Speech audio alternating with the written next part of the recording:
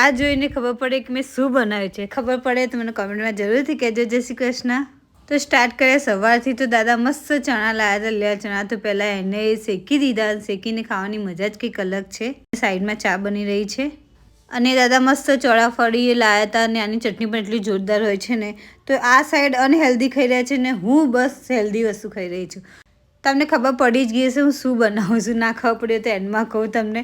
બસ તેલ મૂકી દીધું, રહી નાખી દીધી, રહી ફૂટી ગઈ પછી મેં ડુંગળી નાખી દીધી. ડુંગળી થોડી સોટે થઈ જાય પછી લીલી ડુંગળી, લીલું લસણ નાખી દેવાનું અને કમ્પ્લીટ સોટે કરી નાખવાનું અને બધા જ મરી મસાલા નાખી કંઈક અમારું શાક આવું દેખાઈ રહ્યું છે અત્યારે.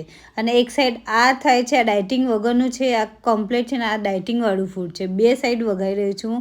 એક ડાયટિંગવાળું ને એક ડાયટિંગ વગરનું વઘારી રહ્યું છું. આ તેલ વગરનું છે ને એક તેલવાળું છે. બસ એટલી જ ફરક છે. હવે મેં એને ઇન્ગ્રીડિયન્ટ્સ નાખી દઈશું. જે રોટલો, આ જેટલો ઠંડો રોટલો હશે ને એટલો જ બાજરીનો રોટલો વઘારવામાં એટલી જ મજા આવશે. તો જેમ બને એમ રોટલો ઠંડો રાખજો. અને કમ્પ્લીટ થઈ ગયો છે રોટલો વઘારેલો. એટલો મસ્ત ટેસ્ટી બન્યો હતો ને એની સ્મેલ જોરદાર. અને પછી પૌવા આજે શેકવાનો ટાઈમ આવી ગયો હતો મને. તો પૈસું લઈને પૌવા બેસી ગઈ હતી. તો આજ તો બધું વઘારીને શેકી જ દેવાનું છે.